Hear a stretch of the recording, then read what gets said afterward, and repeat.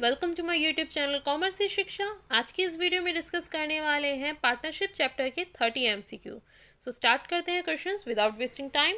Question number 1 is A B and C were partners in a firm sharing profit and loss in the ratio of 3:3:4। So इनकी P&L ratio आपको given है, capital account के balances given है and current account के balances आपके पास given है। Other information में इन्होंने दिया है कि इनकी पार्टनरशिप डीड के अकॉर्डिंग इंटरेस्ट ऑन कैपिटल मिलना चाहिए 9% पर एनम, सैलरी मिलनी चाहिए ए को 50,000 पर क्वार्टर। इसके अलावा अदर इन्फॉर्मेशन भी इनकी गिवन है, लेकिन मैं आपको सजेस्ट करूंगी कि अगर इतना लॉन्ग क्वेश्चन हो ना तो पहले आप इसका क्वेश्चन पढ़ लीजिए कि एक्चुअल में इसमें एंड में आपसे पूछा क्या जा रहा है। ठीक है, तो इसका क्वेश्चन आपके पास गिवन है, what is the amount of interest on बीज कैपिटल, यानी बी को उसके कैपिटल के ऊपर कितना इंटरेस्ट मिलने वाला है। अब यहाँ पर क्वेश्चन के ऊपर दोबारा से आते हैं। देखो, बी का यहाँ पर आपको कैपिटल गिवन है 5 लाख करोड़, 5 लाख करोड़ आपके पास गिवन है। 9% पर एनम का इंटरेस्ट आपको इस पर पे करना है। इसके अलावा अदर इन्फॉर्मेशन में देखेंगे तो आपके पास दे रखा है during the year drawings for 40,000, 75,000, 55,000। But as you know कि कैपिटल का जो ओपनिंग बैलेंस होता है हम इंटरेस्ट ऑन कैपिटल उसी पर कैलकुलेट करते हैं। सो 5 लाख के अकॉर्डिंग अगर उसका 9% कैलकुलेट करेंगे तो ये आ जाएगा आपका 45,000, राइट। तो यही आपका आंसर होगा क्वेश्चन के अकॉर्डिंग। ऑप्शन नंबर आपका डी यहाँ करेक्ट हो जाएगा, 45,000, राइट। नेक्स्ट क्वेश्चन पर आते हैं। At least dash persons are necessary for forming a partnership, यानी कितने पर्सन्स रिक्वायर्ड होते हैं पार्टनरशिप को फॉर्म करने के लिए। सो लीस्ट की अगर बात करें तो at least 2 members are required. Question number 3 है, in the absence of an agreement partner can claim interest on loan at dash per annum, यानी अगर एग्रीमेंट नहीं है, पार्टनरशिप डीड नहीं है, तो लोन के ऊपर कितना इंटरेस्ट आपको मिलेगा। सो वो आपको मिलेगा 6%। ये 6% आपको पार्टनरशिप एक्ट के अकॉर्डिंग मिलेगा, राइट, क्योंकि पार्टनरशिप डीड अगर नहीं होती तो हम पार्टनरशिप एक्ट को फॉलो करते हैं, पार्टनरशिप एक्ट 1932, तो उसके according interest on loan 6% per annum मिलना चाहिए। फिर उसके बाद क्वेश्चन नंबर 4 देख लेते हैं। In case of fixed capital, interest on capital is shown on the credit side of dash account, यानी अगर फिक्स कैपिटल है तो इंटरेस्ट ऑन कैपिटल कहाँ पर शो होगा, credit side of current account, credit side of fix account, credit side of suspense account और none of the above. तो अगर फिक्स्ड है तो यहाँ पर हम फिक्स कैपिटल का अलग बनाते हैं और करंट अलग बनाते हैं, और इंटरेस्ट ऑन कैपिटल आपका करंट अकाउंट में शो होता है। Question number 5 is the balance of partners capital account will dash with interest on drawing, यानी जो पार्टनर्स कैपिटल अकाउंट का बैलेंस है वो इंक्रीज होगा इंटरेस्ट ऑन ड्राइंग की वजह से, डिक्रीज होगा इंटरेस्ट ऑन ड्राइंग की वजह से, सेम रहेगा और नन ऑफ द अबव। तो इंटरेस्ट ऑफ ड्राइंग पार्टनर के लिए क्या है, एक एक्सपेंस है, तो ये आपके पार्टनर्स कैपिटल अकाउंट के बैलेंस को क्या करेगा, डिक्रीज करेगा। Next is question number 6, if the date of drawings are not given, interest on drawing should be charged for dash month। अगर डेट ऑफ ड्राइंग आपके पास गिवन नहीं है, यानी किस टाइम पर एक पर्सन ड्राइंग विड्रॉ कर रहा है, तो आप इंटरेस्ट ऑन ड्राइंग कितने मंथ्स का चार्ज करते हैं, 7 मंथ, 6 मंथ, 5 मंथ्स और 4 मंथ। तो वैसे तो आप इसे याद भी रख सकते हैं कि 6 मंथ का ही हम कंसिडर करते हैं, लेकिन इसका पर्टिकुलर फॉर्मूला है जिसके अकॉर्डिंग आप 6 मंथ कैलकुलेट करते हो। आप क्या करते हो, आप ये मानकर चलते हो कि हम जो ड्राइंग विड्रॉ की गई है इस क्वेश्चन में वो मिड ऑफ द मंथ में विड्रॉ की जा रही है, यानी हर एक मंथ के मिड ऑफ द मंथ में से विड्रॉ किया जा रहा है। तो आप कैलकुलेट करने के लिए क्या करते हो कि जो फर्स्ट इंस्टॉलमेंट है या फर्स्ट टाइम जो आपने विड्रॉ किया उसके बाद कितने डेज बाकी हैं। तो अगर आप 15 जनवरी को विड्रॉ कर रहे हो तो उसके बाद आपके पास कितना टाइम बच जाता है, 11.5 मंथ। 12 महीने होते हैं, 12 महीने में से 15 दिन आपने स्टार्टिंग के छोड़े हैं, ठीक है, तो उसके बाद बच जाते हैं 11.5 महीने। उसके बाद जब आप लास्ट विड्रॉ करोगे तो लास्ट विड्रॉ करा होगा आपने, मान लेते हैं जनवरी टू दिसंबर, यानी आपने 15 दिसंबर को विड्रॉ किया होगा। तो लास्ट विड्रॉ करने के बाद आपके पास कितना ईयर बचा, सो 0.5, यानी आधा मंथ आपके पास बचा है, तो यहाँ 0.5, ठीक है। सो 11.5 प्लस 0.5 डिवाइडेड बाई 2, इन दोनों को प्लस करोगे आएगा 12 डिवाइडेड बाई 2 यानी 6 month, right. So anyhow answer 6 ही रहेगा। Next is question number 7, the registration of partnership firm is optional, compulsory, not available, none of the above. तो रजिस्ट्रेशन जो होता है वो आपका ऑप्शनल होता है, इट्स अप टू यू, आप करवाना चाहते हैं करवा सकते हैं, नहीं करवाना चाहते हैं तो भी कोई प्रॉब्लम नहीं है। Question number 8 is if a fixed amount is withdrawn on the first day of every quarter, यानी ड्राइंग आप विड्रॉ कर रहे हैं on first day of every quarter, so the interest on drawing will be charge for dash months. So कितने month के लिए charge किया जाएगा, जो मैंने अभी फॉर्मूला डिस्कस किया वही है, बस यहाँ पर आप क्वार्टर के अकॉर्डिंग। सो 1 ईयर में आपके पास 4 क्वार्टर होते हैं, राइट। एक क्वार्टर आपका 3 मंथ्स का होता है। तो उसके अकॉर्डिंग देखिए, इन्होंने कहा first day of every quarter, यानी पहली जो हमने ड्राइंग विड्रॉ किया है वो हमने मान लेते हैं 1 जनवरी को विड्रॉ किया। तो 1 जनवरी के बाद कितने डेज बाकी रहे आपके, फुल 12 मंथ्स, राइट। और उसके बाद जो आपने लास्ट विड्रॉ किया होगा, तो लास्ट आपने 3 मंथ्स छोड़कर विड्रॉ किया होगा ना, क्योंकि first day of every quarter, जो लास्ट क्वार्टर होगा उसमें 3 मंथ्स होंगे, उसके स्टार्टिंग में आपने विड्रॉ किया होगा, तो बच जाते हैं कितने, 3 months, right. So 12 months plus 3 months divided by 2। सो 12 और 3 15, 15 को डिवाइड करोगे 2 से तो कितना आ जाएगा, 7.5 मंथ्स, राइट। तो 7.5 मंथ्स हैं जिनके ऊपर आप इंटरेस्ट ऑन ड्राइंग चार्ज करोगे, right. Next is question number 9, the minimum guaranteed amount is paid to a partner when his share of profit as per profit sharing ratio is dash than the guaranteed amount। तो यहाँ तो clear है, ये less than the guaranteed amount है। क्यों, देखो यहाँ पर बोला गया कि भाई मिनिमम गारंटेड अमाउंट आप किसी पार्टनर को कब देते हो, जब उसका जो प्रॉफिट शेयरिंग रेशियो के अकॉर्डिंग जो प्रॉफिट आता है वो गारंटेड अमाउंट से कम आता है। मान लेते हैं एक पार्टनर को आपने कहा था कि भाई आपको 1 लाख गारंटेड अमाउंट मिलेगा ही प्रॉफिट का, लेकिन उसे जो प्रॉफिट शेयरिंग रेशियो के अकॉर्डिंग अमाउंट मिला है वो मिला है 80,000। तो ये लेस देन गारंटेड प्रॉफिट है ना, तो ये लेस देन है, तभी तो आप उसे मिनिमम कर दोगे, यानी आप 80,000 नहीं, आप उसे 1 लाख ही कर दोगे जो उसका मिनिमम गारंटेड अमाउंट है। सो जब ये लेस होगा तब पे किया जाता है, right. Next is question number 10, Shivam a partner withdraw ₹50,000 during the year. If the rate of interest is 10%, amount of interest on drawing would be rupees। So it means Shivam एक पार्टनर है जिन्होंने 50,000 विड्रॉ किया है as drawing, rate of interest 10% है। So interest on drawing क्या होगा, ठीक है। तो इन्होंने 1 टाइम विड्रॉ किया है 50,000 और इनका रेट ऑफ इंटरेस्ट 10% है, तो जितना इंटरेस्ट ऑफ रेट है उसके अकॉर्डिंग ही आप यहाँ पर कैलकुलेट करेंगे। सो 50,000 का 10% 5,000, so the correct answer is 5,000, right. Next question पर आते हैं। Next is question number 11, what is the minimum number of partners in a firm, यानी एक पार्टनरशिप में मिनिमम कितने पार्टनर्स होने चाहिए, 2 होने चाहिए। क्वेश्चन नंबर 12 इसका जस्ट अपोजिट, यानी मैक्सिमम कितने होने चाहिए, सो 50 होने चाहिए।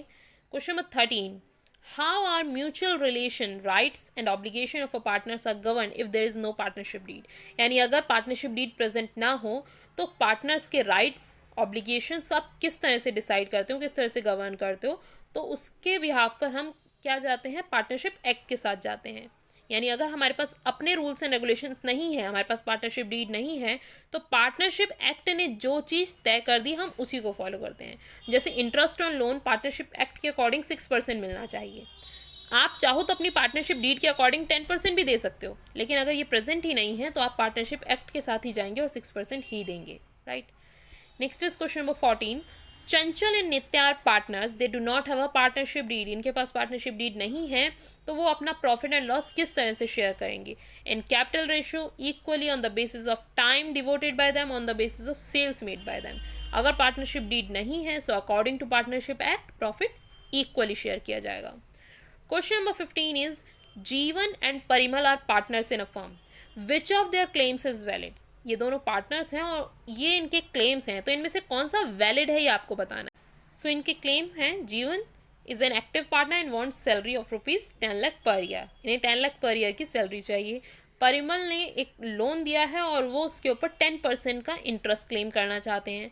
Parimal wants interest on capital to be credited 6% per annum, Parimal ने कहा कि उन्हें कैपिटल पर भी इंटरेस्ट चाहिए 6% per annum. The capital contributed by Jeevan and Parimal are 2 lakh, 5 lakh respectively. Jeevan wants that profit be shared equally.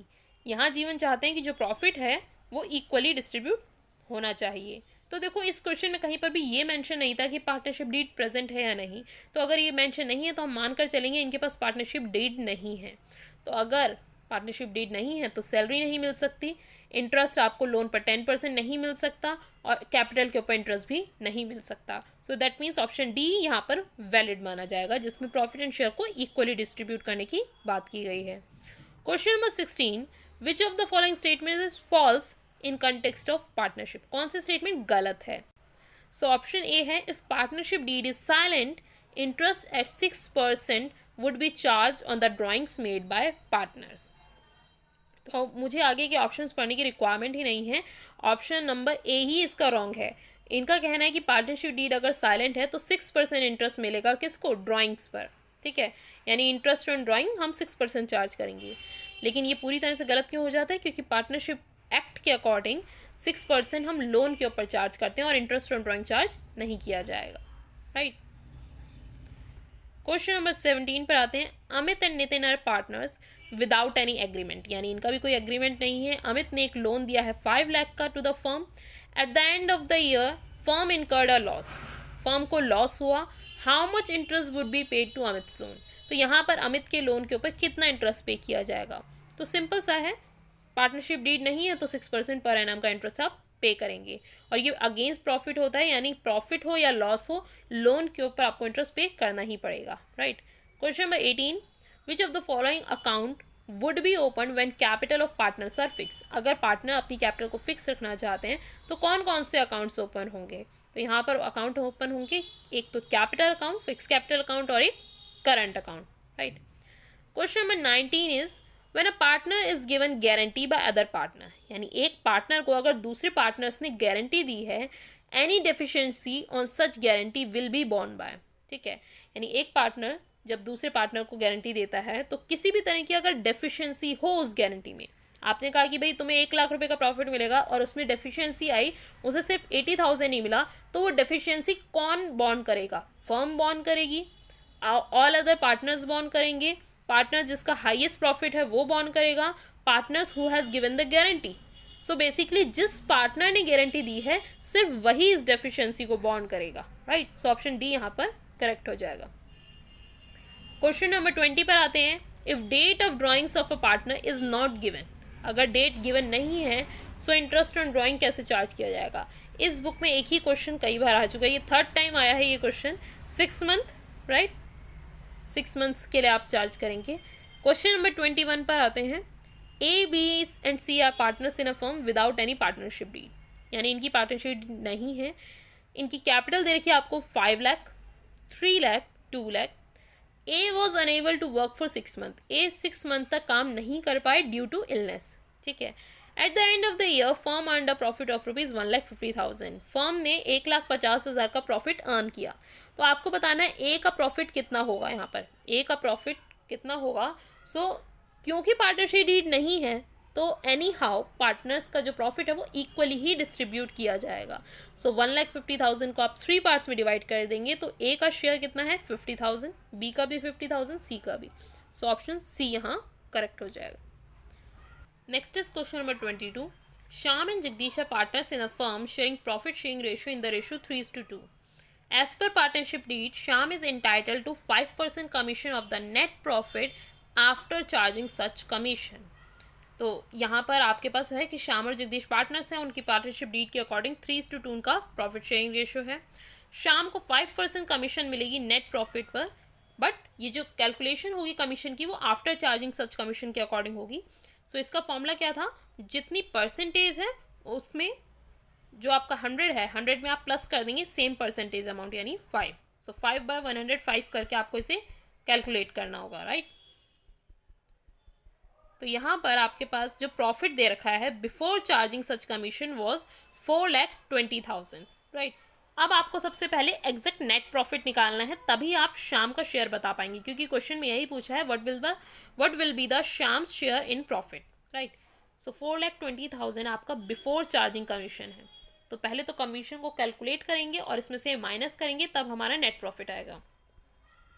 So commission हो जाएगी आपकी 4,20,000 का 5/105, इससे आप कट करेंगे तो यहाँ पर आपका जो कमीशन का अमाउंट आएगा वो आ जाएगा 20,000, राइट। सो 4,20,000 में से जब आप 20,000 माइनस करेंगे तो आपका नेट प्रॉफिट कितना बचता है 4 लाख।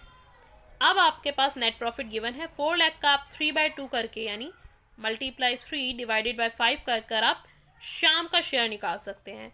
तो इसे आप डिवाइड करेंगे तो यहाँ पर आ जाएगा आपका 2,40,000, राइट।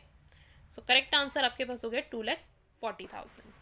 क्वेश्चन नंबर 23 पर आते हैं। Avani and Jyotika partners, they are entitled to interest on their capital but the net profit is not sufficient for paying their interest, यानी उनको इंटरेस्ट ऑन कैपिटल मिलना था, लेकिन उनका प्रॉफिट इतना सफिशिएंट नहीं है कि उनको total interest on capital provide किया जा सके। सो नेट प्रॉफिट को आप किस तरह से डिस्ट्रीब्यूट करेंगे? इक्वली डिस्ट्रीब्यूट करेंगे, प्रॉफिट शेयरिंग रेशियो में, कैपिटल रेशियो में, और 1:2। सो इन्हें आप डिस्ट्रीब्यूट करेंगे इनके कैपिटल रेशियो में, कि आपको इंटरेस्ट ऑन कैपिटल उन्हें पे करना ही था, ठीक है। इंटरेस्ट ऑन कैपिटल के रेशियो में ही आप उन्हें जो आपका रिमेनिंग अमाउंट है प्रॉफिट का, उसे आप डिस्ट्रीब्यूट कर देंगे। Next is question number 24। Vishal, Girish and Nitish are partners sharing profit in the ratio 5:3:2। According to the partnership deed, Nitish is to get a minimum amount of ₹1 lakh as his share of profit every year। यानी ये तीनों क्या है? Partners हैं, इनकी profit sharing ratio भी given है, और नीतीश को यहाँ गारंटी मिली है कि उसे हर साल 1 लाख रुपए का प्रॉफिट मिनिमम मिलेगा ही। Net profit of the year was amounted ₹4 lakh, यानी जो नेट प्रॉफिट आपको मिला है वो 4 लाख का है। How much amount would be contributed by Vishal and Gaurav to meet the deficiency of profit of Nitish?